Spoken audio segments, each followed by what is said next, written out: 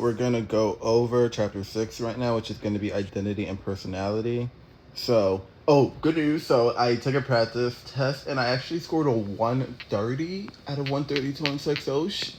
And we're only on chapter 6. So, my test is in low key like 3 days. So, I'm going to cram the rest of this and hopefully get a 132 on test day. But, anyways, this is working very well. And for those who are watching, thank you so much. And let's keep going. So self-concept and identity. So what is your self-concept? Well, it's who am I, right?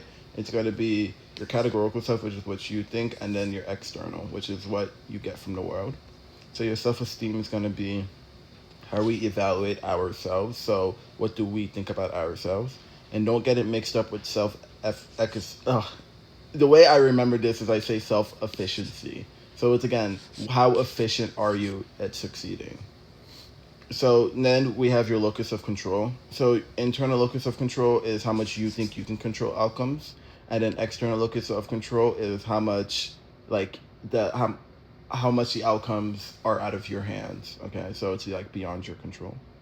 Some people have higher or lower of these traits, and this is a common question that you will see on your MCAT. So this is another really big. I just took literally the full length I took today. I actually had Eckerson on it, but so definitely know these stages. So Fjord, whatever this guy's name is, he really focused a lot on sexuality as far as how he thought people developed. So your oral stage is going to be from ages 0 to 1, and then each of his stages has like a key, okay, like a key part of the body that you're working on. So from age 0 to 1, your oral stage is going to be the mouth, okay? So if you get stuck in the oral stage, you're going to grow an issue with dependence or obsession. Okay? So next anal stage is 2 to 3. Now this is easier, right? Your place of focus is going to be the anus. And then when you get stuck in this stage, if you don't make it past this stage, you're going to be dealing with self-control issues, okay?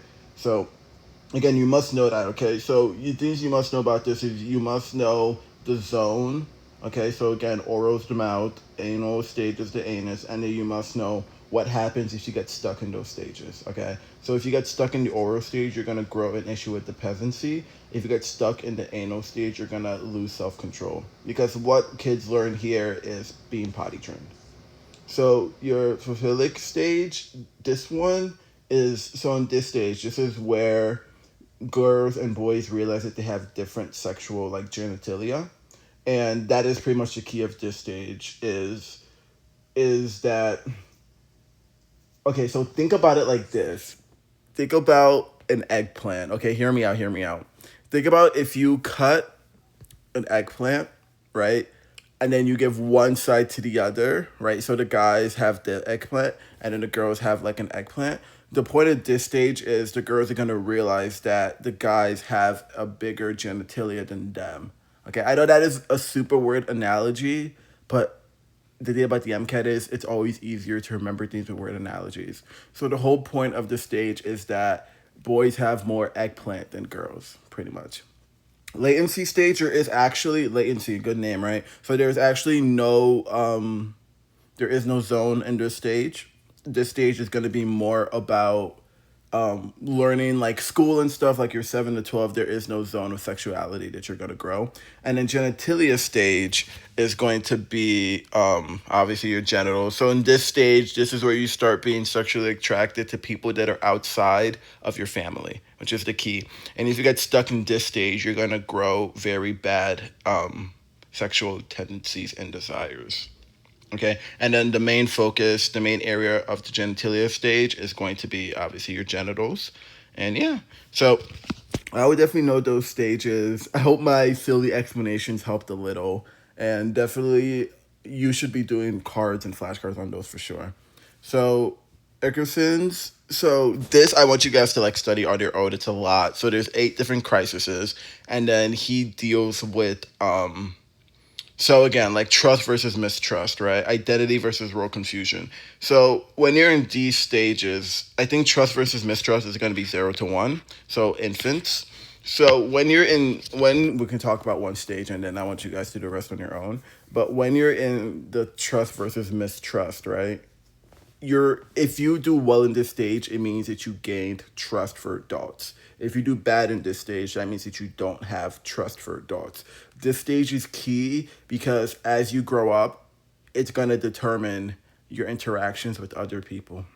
Okay? I know this stuff is very important and it's very cool, and I'm not giving it enough respect. So you guys should definitely lock that shit in. It's a lot. It really is a lot. So we just don't have the time. Next, we can go to Corbro's moral development. So he has three different stages: pre-conventional, conventional, and post-conventional.